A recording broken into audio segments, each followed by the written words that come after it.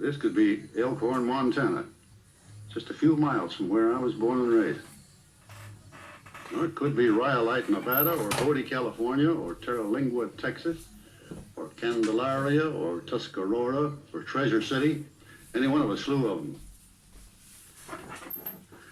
Well, the names don't matter.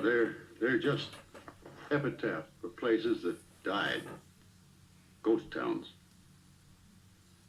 And they're all part of the Old West that's been dead itself for going on 60 years. The real West.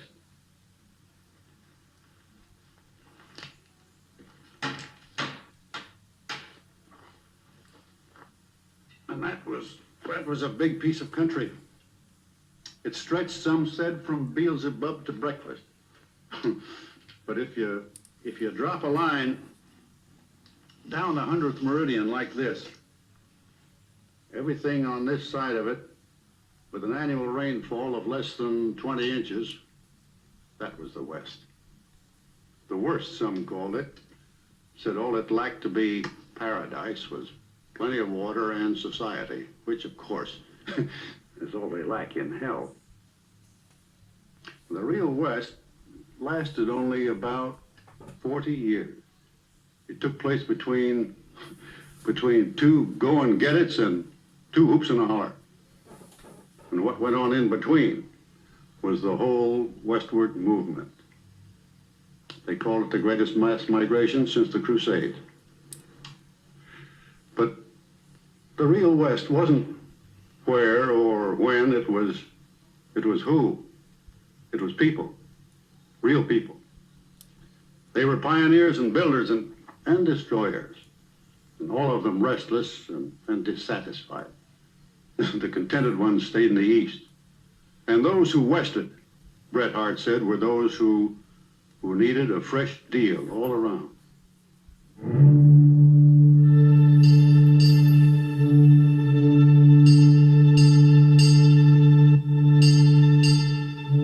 They gathered at the river, and the river was the Missouri. The gathering places were St. Joe and Westport Landing, Leavenworth and Omaha, Fort Smith and Independence.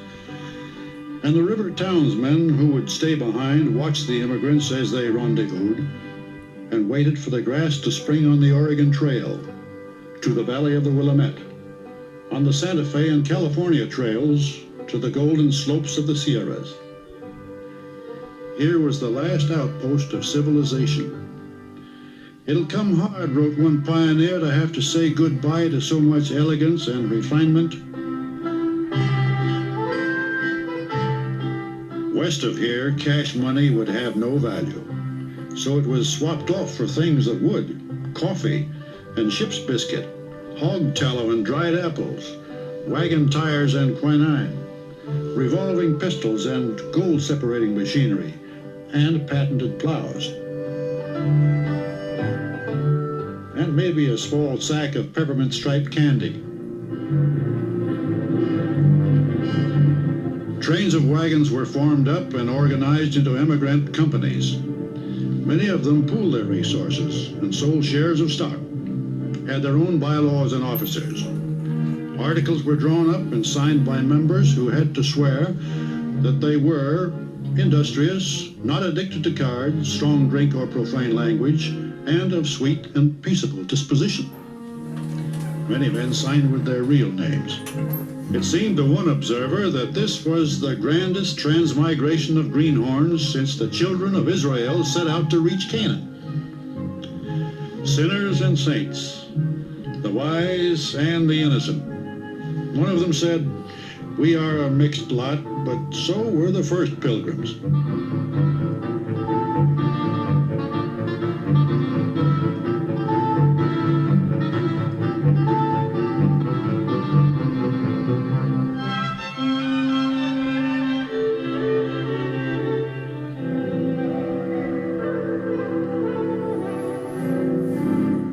Most of the new pilgrims would take nothing with them but hope and whatever could be stowed in the wagon. And a few took nothing with them but memories of places they would never see again. Like 3 Ohio teenagers running away from home to find gold and fight Indians. New Jersey newlyweds off to build a nest in the New Eden.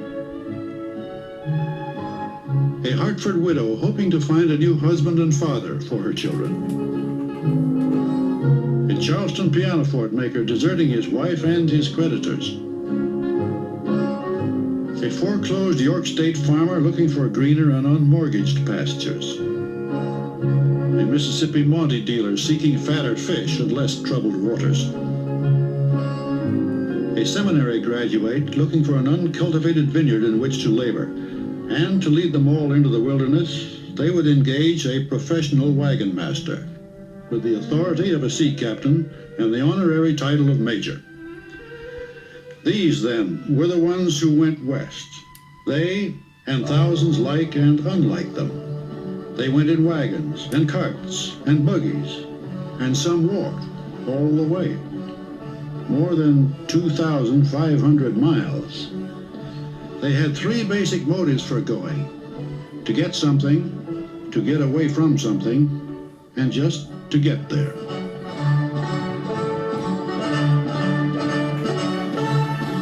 And the book said that the Lord said, I will bring you out of affliction into a land flowing with milk and honey.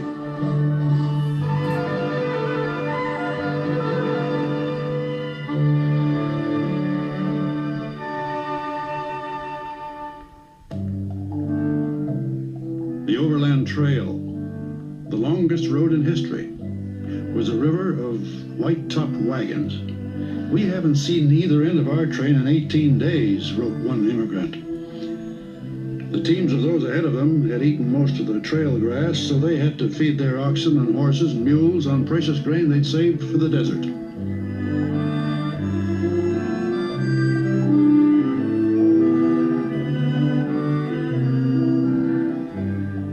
For 1,000 miles they followed the Platte River, the Nebraska seacoast they call it, and it took so many bands that one party crossed the river 20 times. The early ones found shallow water. The late starters would meet the spring floods. They camped in the heat of the day. They called it nooning. It gave them a chance to visit and catch up on their housekeeping. This gypsy life is anything but agreeable, one woman wrote. It is impossible to keep anything clean. Cooking and wash water were scarce and often harsh with alkali. Baby towels must be put on while still damp, a mother complained.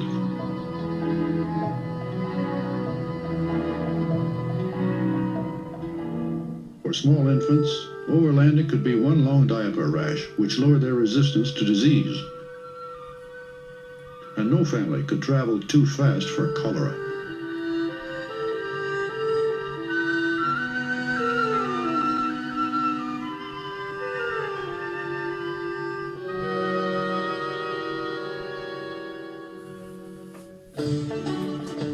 Immigrants' guidebooks were reassuring. Prairie navigation is simple. Merely follow the wheel ruts of the wagons which have preceded you. If you travel at the normal rate for oxen of 3 miles a day, there are enough natural beacons so that you will never need a compass. The atmosphere is so clear that landmarks like Chimney Rock will be observable for weeks before they are reached. It might have added that the immigrants, too, would be under observation.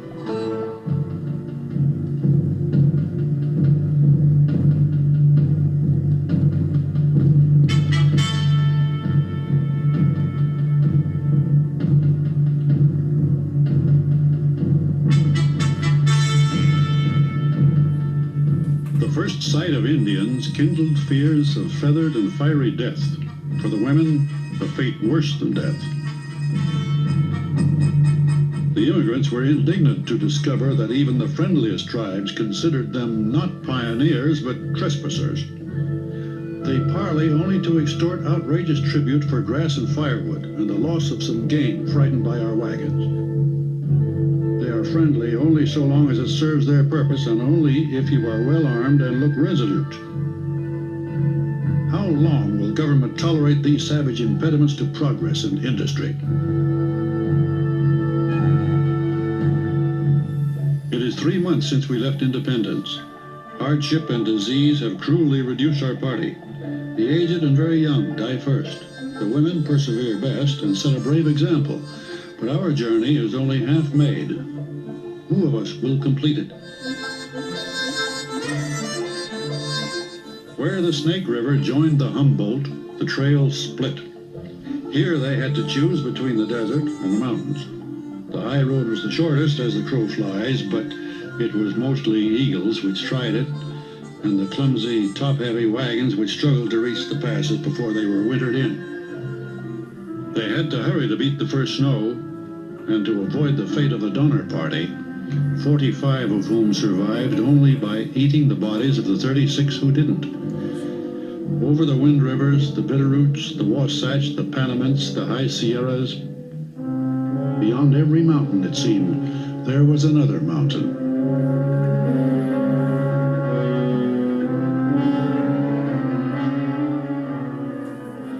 But if there was danger in the mountains, there was no safety at sea level. One traveler wrote of the desert trails, it was as though the hand of death had been laid upon the country. Where it was Apache country, death had a few extra hands.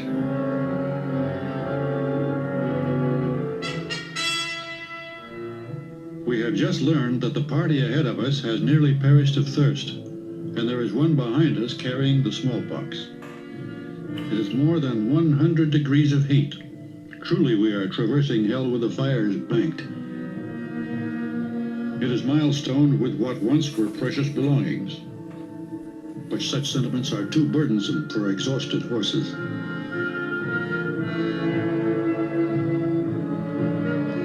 Our map promised that at this place we could find good grass and water, but it lied. The grass was poisonous and the spring was dry. Another company had traveled 80 miles without water, then almost drowned in a cloudburst. Their stock stampeded and their wagons, the wood desiccated in the heat, fell apart.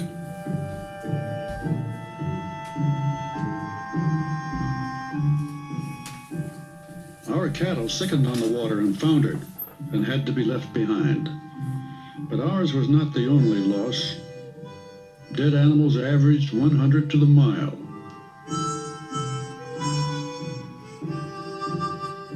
And an emigrant's diary said there are about 80 graves to the 100 miles, that is, new ones. Each of these marked the high water point of somebody's hopes. All of them strung together marked the trail for others, just as hopeful, to follow. In the great getting there were no failures.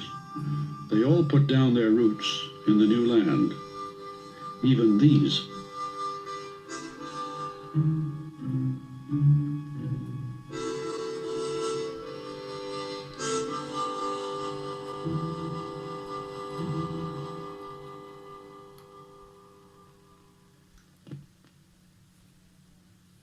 If the way west was a river of wagons, then the strongest current was the gold rush.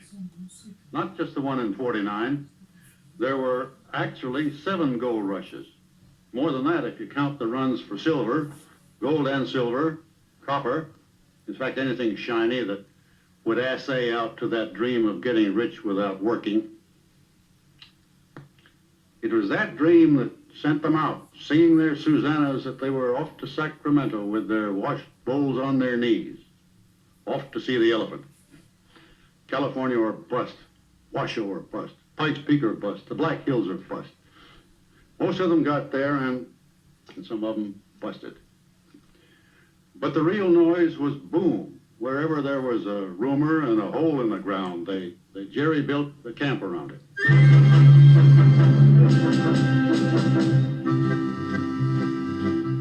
And they christened them Brandy Gulch and Piety Hill, Hell's Delight and Gouge Eye, Never Sweat and Swellhead and Petticoat Slide, Romeosburg and Julietsville.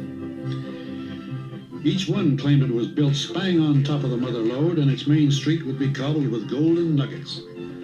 But the camps were really founded on the bedrock belief that the West was, as advertised, so rich in mineral wealth that King Solomon's mines are simply out of the running. Discovery of rubies, emeralds, and fossilized pearls are expected momentarily.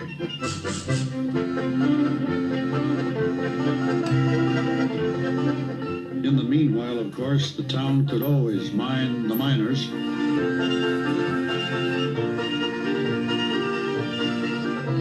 Back in the States, young men were getting letters saying, "There are mighty few ladies here, and they don't come close to handsome," but that's not held against them.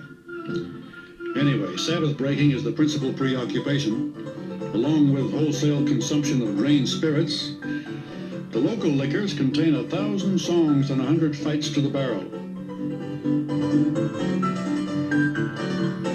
Sell your mule, Bill, burn your farm, and rent your church pew, and come out here where things are doing.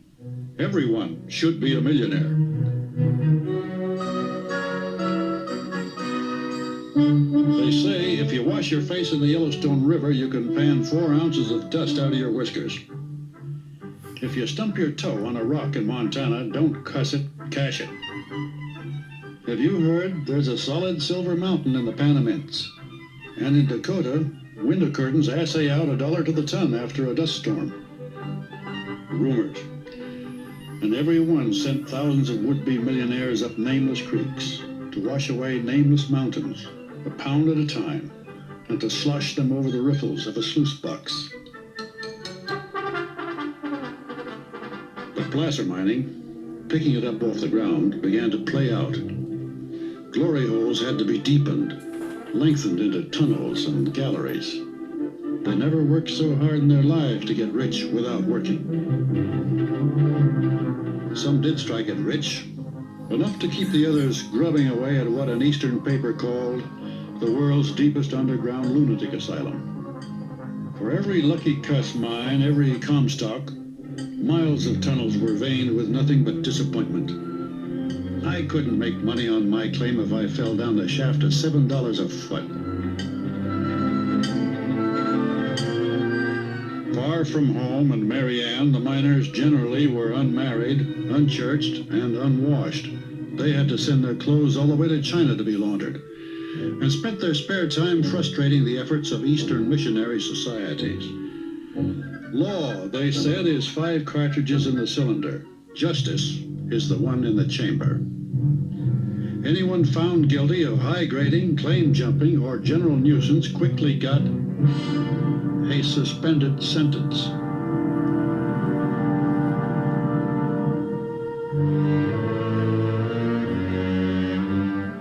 High-grade ore became harder to extract with just a tin pan and a sharp stick. It began to cost money to make money. Mining companies, capitalized in the East, moved into the diggings. They imported complicated machinery, stamp mills, and refining equipment, and a new breed of hard rock miner. He was usually a Cousin Jack, an immigrant Cornishman, a professional. He dug for wages and he worked in shifts. For the first time, men were being paid to come west. When they started mining with a fire hose, hydraulicking out the low-grade ore and sending the pile back east to be spent by stockholders, it was time for the jackass miner to move out. Besides, the true bonanza was really over the next mountain where the grass was a little bit greener. The mule's tail was the prospector's compass, and all they had to do was follow, and it would lead them to the golden boulders of the Madre de Oro. Then there was always the solid silver mountain. Slide down it on a sharp runner's sled and gather up the shavings. And the ghost mines, the Lost Dutchman, the mislaid Peg Leg, the Phantom Peralta. Somebody had to search for them. Beyond the next rise, into the next valley, was always El Dorado. The mule would find it. The man would know it. And through it would be flowing a river of pure gold. If the prospector was always looking for greener grass, then so was the cattleman. He grazed his herds wherever the grass grew and the water was good, and the range was open. He could overgraze and overstock and generally go broke about any time he wanted to, so he got the reputation of being absolutely independent, and it was sometimes true. The stockman was pretty hard to court.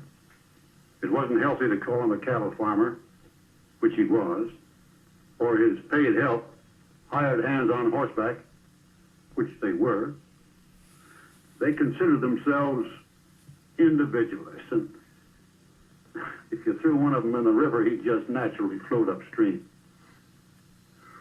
Well, they didn't have much use either for big business or big government. These were Eastern things. And they regarded the East with the same scorn that the Easterner regarded Europe. You put a man like that on horseback, and he's in a position to look down on everyone else. A man afoot, they said, is no man at all. And they had downright contempt for any labor which couldn't be performed from the hurricane deck of a cow pony.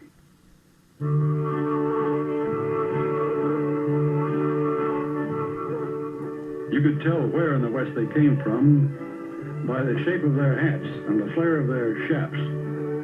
Only the Eastern tenderfoot called them cowboys. They called themselves vaquero, waddy, wrangler, cowhand. They said all you needed to become one was guts and a horse. And with enough guts, you could steal the horse.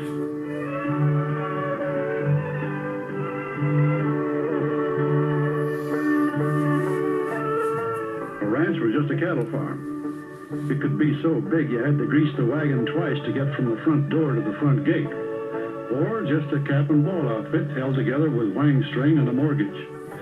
Either way, it was a magnet for the kind of kid who used to run away to sea. A Texas newspaper complained, there is hardly a boy learning a trade or reading for a profession west of the Colorado. As soon as they can climb on a pony, they're off to the prairie to drive stock. Up the Chisholm Trail, the Sedalia Trail, the Goodnight Loving, the Western and the Shawnee. This was the long drive from Texas to the railhead towns of Kansas and Missouri. A 1,000-mile walk to the market to deliver a herd of dimly domesticated beef. The Longhorns were as treacherous as the backlash of a bullwhip. Later, the breed was white-faced and nipple-kneed, but spookier than a wing-busted bird in a cat country. The swing riders rode double the distance by rounding up strays, and the point rider never knew when his hat would blow off and stampede the whole herd up his shirt tail before he could spit and holler howdy. If you rode drag, you ate dust all the way. For these labors they were paid, one recalled, damn few money and a hell of a lot of beans. Our chief recreation was cussing the man whose boots the cook brewed the coffee in.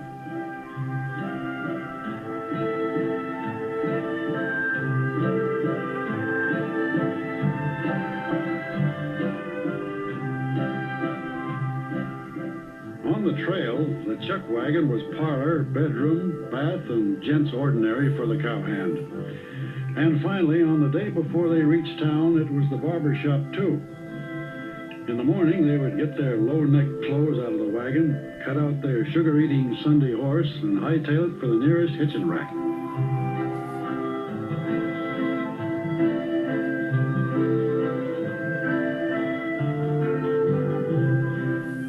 For months, they had slept on prairie feathers with only a backbone for a mattress. For the next week, they figured on not getting to bed at all.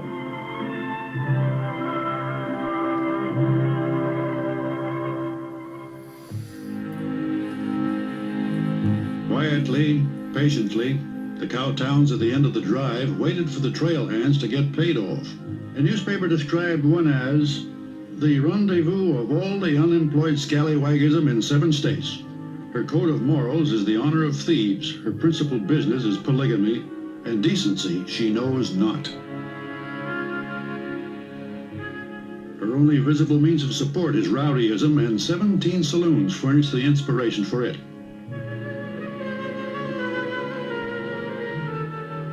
The Texans called the townsmen paper-collar Comanches, who waited in ambush to buy their beef and see that the weight of the money didn't burden their journey home.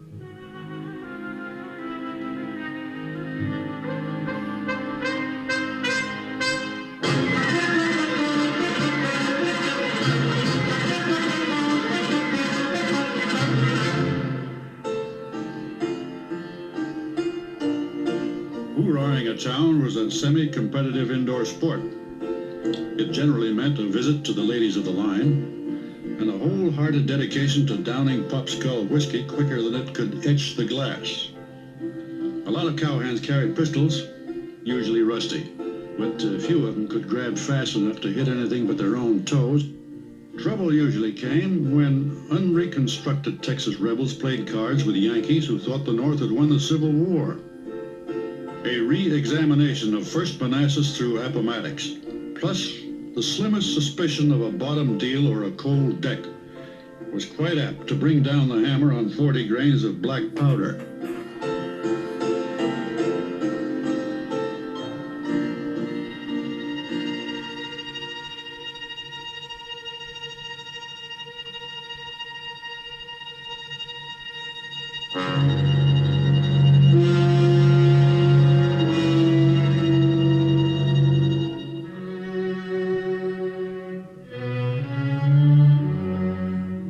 It was said that pulling up a town to look at its roots didn't help its growth none. Besides, it rattled a dealer and was bad for business, which wasn't appreciated if the principal dealers were also the police force.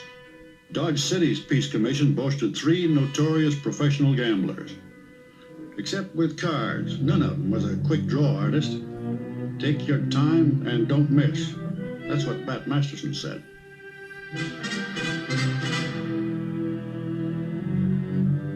The Undertaker's friend is what they called Luke Short, because he always shot his victims where it didn't show. A colleague of his named Wyatt Earp never rose higher than assistant marshal, partly because of his friendship with Doc Holliday, a psychopathic dentist, and Doc's lady love, Big Nose Kate.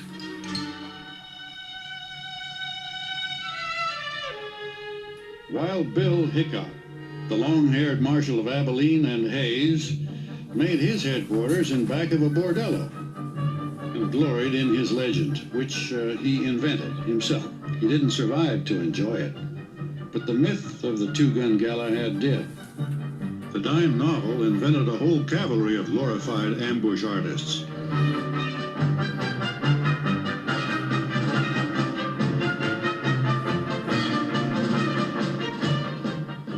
And the dime novel was invented by Ned Buntline, a hack writer who got rich by putting the Yahoo on horseback and making him seem larger than life.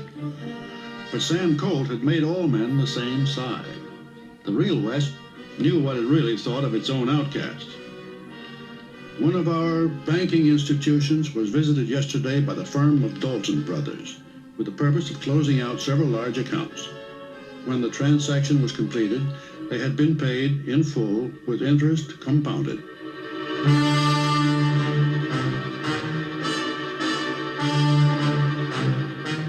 The price on the head of Jesse James did not indicate his true value to society.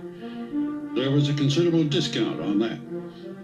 It took some doing to fit the James boys into the Robin Hood legend. If they robbed only the rich, it was because there was no profit in robbing the poor. And Jesse killed often out of sheer meanness. It was allowed that Jesse and Frank honored their father and mother. So did their cousins, the Youngers, and otherwise self-righteously obeyed certain other carefully selected commandments. But reading further into the book, out of 28 members of the James Younger gang who lived by the sword, 19 died the same way.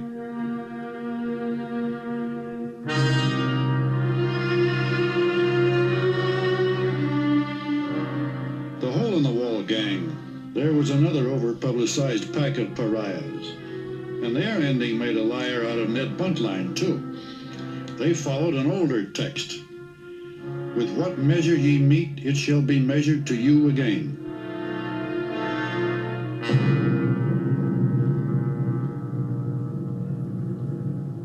William Bonney, Jr. was a homicidal moron from the slums of New York. Before he was killed, he had murdered a man for each of his 21 years and left nothing behind but a myth. They called it Billy the Kid.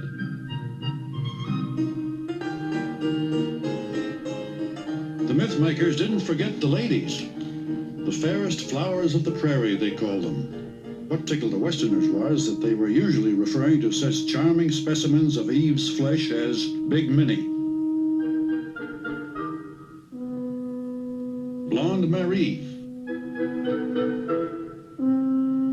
Crazy Horse Lil,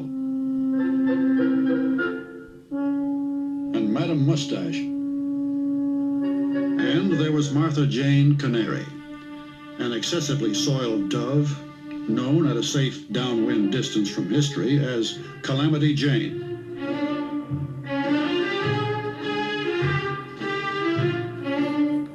The dime novelists who called her virtuous also called Belle Starr beautiful. Law was late reaching the West, but order and sometimes even justice was enforced by vigilante officers of the Midnight Court, Judge Lynch presiding. The man-trackers of a posse didn't read dime novels a whole lot, so they didn't know how tough the law dodgers were puffed up to be. They were a pretty hard case lot themselves. The kind of reading they favored most were the coroner's verdicts they helped to write. When the fugitive was found, he was so full of holes that the coarsest food was of no use.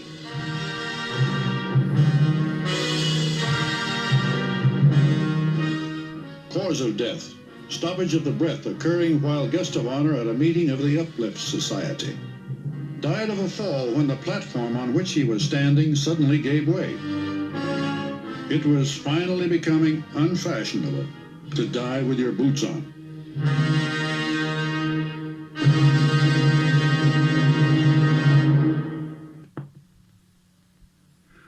What the Easterners were already calling the Wild West had hardly really got woolly before it began to feel the currycomb of civilization.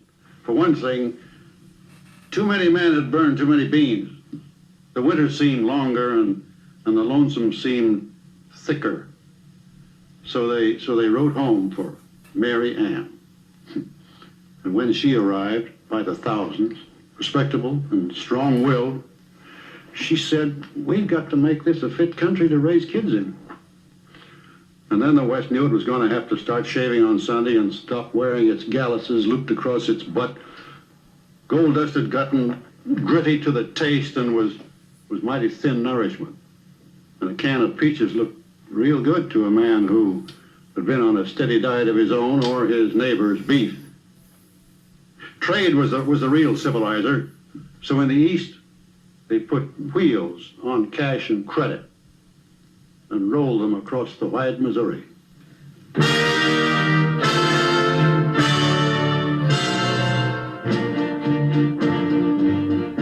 It was the greatest race in history. The Civil War was on. The Union Pacific and the Central Pacific were track laying from both ends to the middle to bolt America together east and west before it blew apart north and south. The West was in a hurry for its railroad. Troops had to be sent to fight the Indians, rifles shipped to the Indians to fight the troops, and the settlers sent to be protected by the troops against the Indians. And carloads of celluloid collars for the settlers, cable twist tobacco, non-tippable spittoons. All that is needful, as one pioneer said, to transform the wilderness into Arcadia.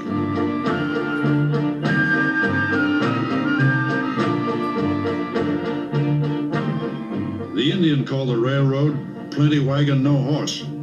He watched it cutting his land in two and only hoped it would hurry with those rifles.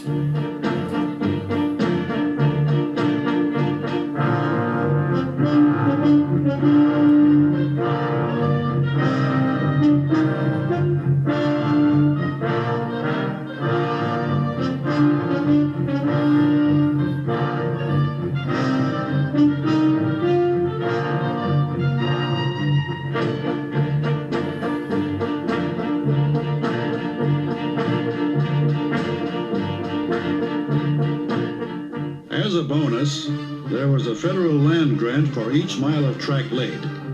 After 5 years, they met at Promontory Point, Utah, for the driving of a final golden spike. It was engraved, "May God continue the unity of our country," as this railroad unites the two great oceans of the world.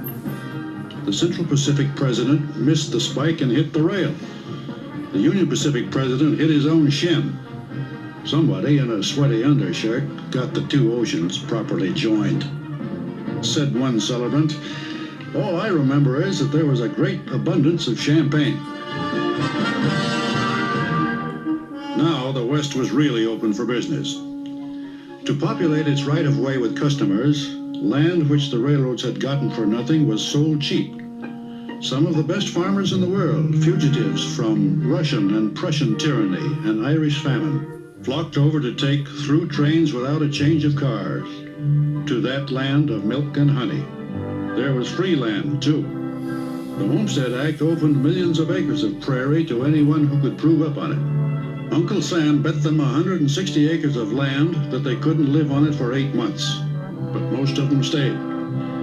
They built their homes of sod, Nebraska marble they called it, and they fueled their fires with buffalo chips. Life wasn't easy for these sodbusters. For a pioneer woman, it could be a long day. Rose about 5, got my housework done, baked 6 more loaves of bread, made a kettle of mush, put my clothes away and set my house in order. 9 o'clock p.m. was delivered of another son.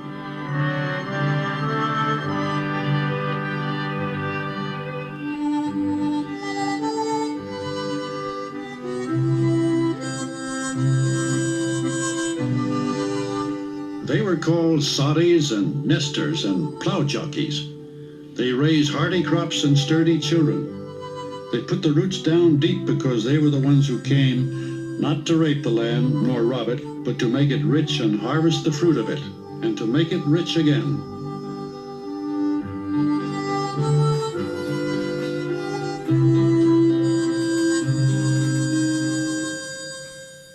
They had unraveled the Devil's Hat Band to make barbed wire, and they fenced off the West with it. Finally, there was no more free land left except for a corner of Oklahoma territory.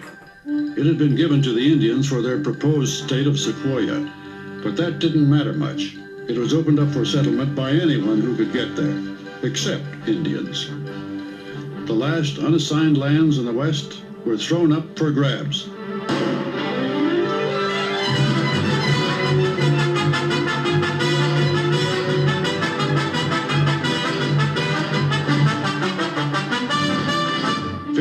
Land seekers showed up. The legal ones were boomers. Sooners were the ones who sneaked in the night before. Many were speculators who staked out claims not to settle on, but to sell. Claims are protected here in 2 ways, they said, by lever action and by legal action. But Winchester litigation was nearly out of style. Law was the thing in Oklahoma, and if possession was 9 points of it, that other 1 point kept plenty of lawyers doing a land office business.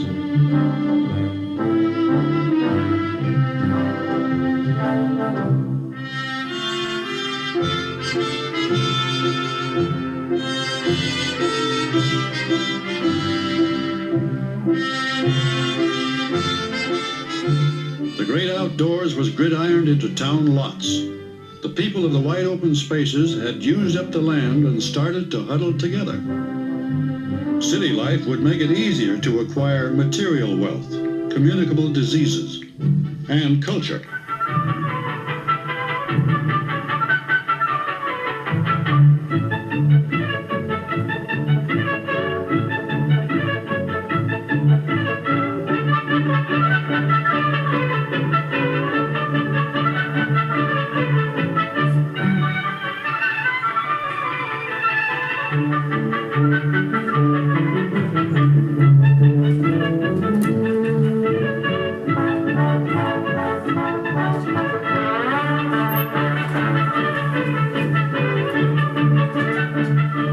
Education had never been unvalued west of the Missouri, but now it was no longer rude and occasional, and communities boasted of their schools with all the brag they used to reserve for their saloons. And they were in God's country.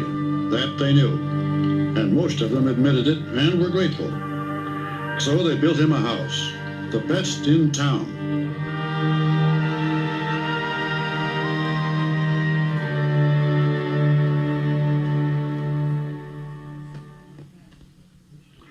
They did what they set out to do. They made it a fit country to raise kids in.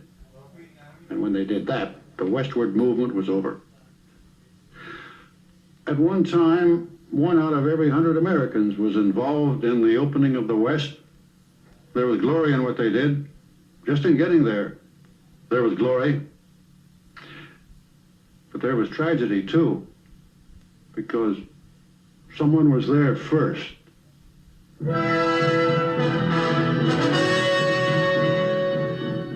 He and the people of the prairie and the plains, the Sioux, the Cree, Arapaho, the Kiowa, Crow, Cheyenne, Shoshone, Pawnee,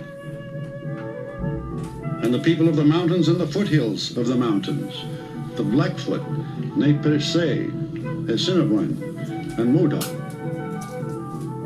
and the people of the desert and the dry places, the Ute, the Navajo, the Jicarilla Apache, Mescalero, Chiricahua.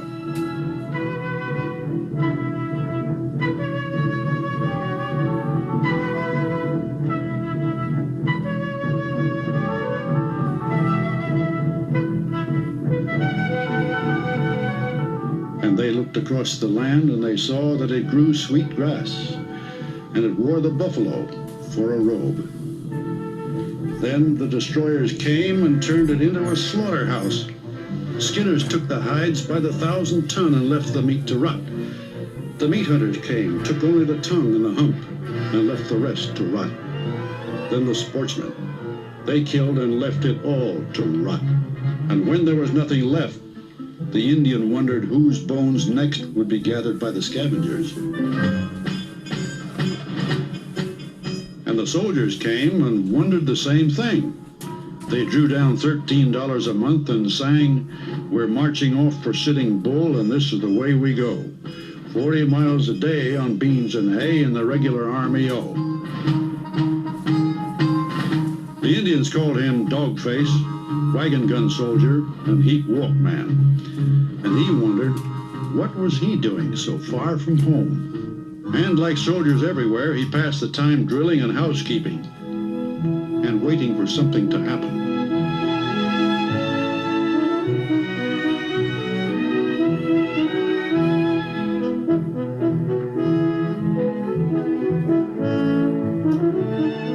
And the officers. One of them said, "Because she married a pair of pumpkin rind shoulder straps with no influence in the War Department, my wife must share my exile in the middle of a Sahara at the bottom of the promotion list." The officers and men of the frontier departments heroically enforced the treaties of a civilian Indian bureau they despised for its stupidity and corruption.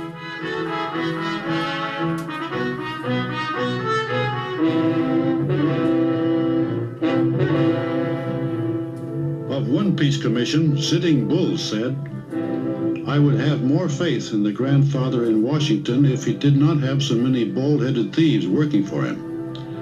But the Indian's crime was greater. He was in the way.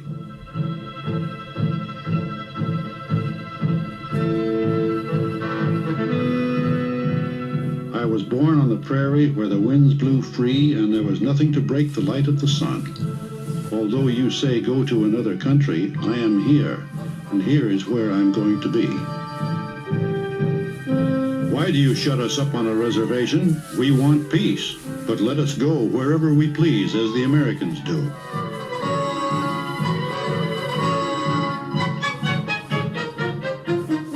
The white man has the country which we love, and we only wish to wander on the prairie until we die.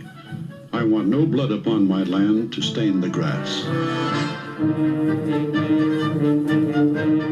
All we ask is to be let alone. If the grandfather can control his young men, we shall have peace. What treaty have the whites ever made with us that they have ever kept? Not one.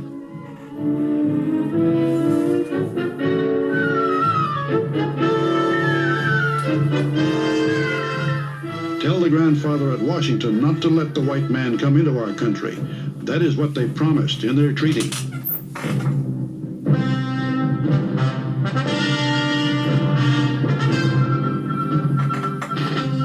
And then the white man spoke. The more I see of these Indians, the more convinced I am that they all have to be killed or maintained as a species of paupers. The only good Indian is a dead Indian. Kill all, scalp all, little and big. Nits make lice. When the Indian spoke again, he said, "The whites want war, and we will give it to them."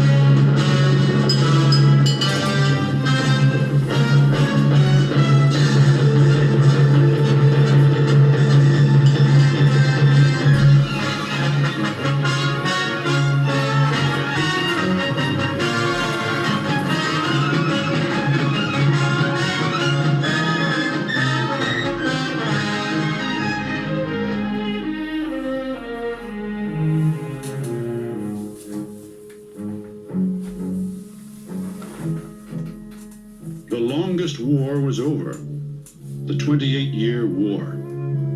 It was a civil war, fought between two American armies on their own American soil. Where they had fought, the grass grew richer. New Ulm, Sand Creek, the Washita, the Rosebud, Salt River Canyon, the Little Bighorn, Slim Buttes, Big Hole, Wounded Knee. But the war was over long before the last battle, when a gallant Indian warrior said, "I am tired of fighting. Our chiefs are all killed. The old men are all dead. The little children are freezing to death. My people have run away to the hills and have no food. No one knows where they are. I want to have time to look for my children. Maybe I shall find them among the dead. Hear me, my chiefs. I am tired. My heart is sad and sick. From where the sun now stands, I will fight no more. Forever."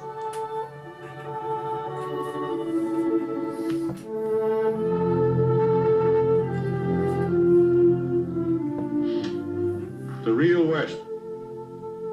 It lasted only 40 years, and then it was finished. If it's a good land and it grows good people, it's because it's been irrigated by a lot of sweat and spit and blood. Tears have fallen on it too, and a little snakehead whiskey. An old timer said it best, "It's big and pretty now, all right, and I helped build it. But by damn, wouldn't it be fun to tear it down and start all over again?"